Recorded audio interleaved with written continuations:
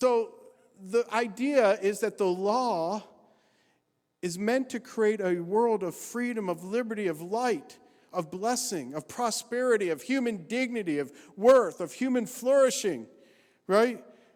So if those ideas are accurate, then any use of God's word contrary to that is probably skewed by traditions of men. And so I kept thinking about these 10 commandments, these things I like to ponder off, and I thought, these commandments must actually be really important to create a different world than the tyranny of Egypt. Remember the Sabbath, to keep it holy. And then you read the gospel, especially the Gospel of John, but all of the Gospels. And there's all this battle over Jesus and the Pharisees over the Sabbath because Jesus keeps healing on the Sabbath. And they're like, we need to kill you. Can't you wait till the next day to heal him? Nope. But I really wrestled with what is the Sabbath, and then reading, actually rabbis, started to get a picture. What is the Sabbath? I would say that the Sabbath is a commandment to create a world of liberty, to create a world of human flourishing, to create a world that is light and blessing and liberty under the rule of God, you could say. We've got to be like the line of Seth and not like the line of Cain.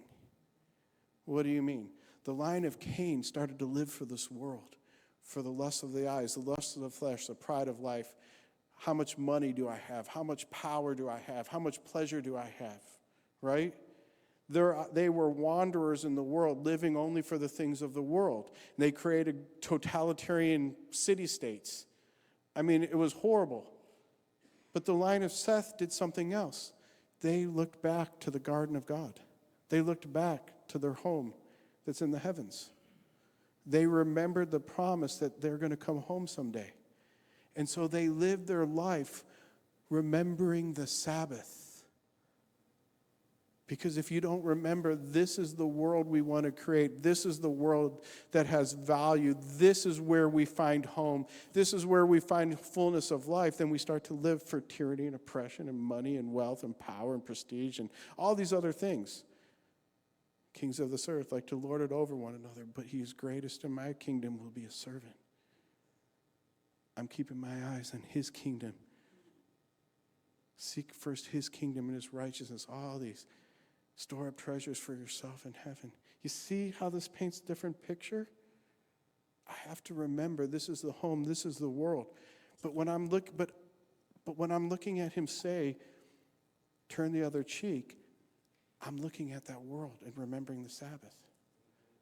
See, when Jesus healed on the Sabbath, he was manifesting that world and making it real and keeping that commandment.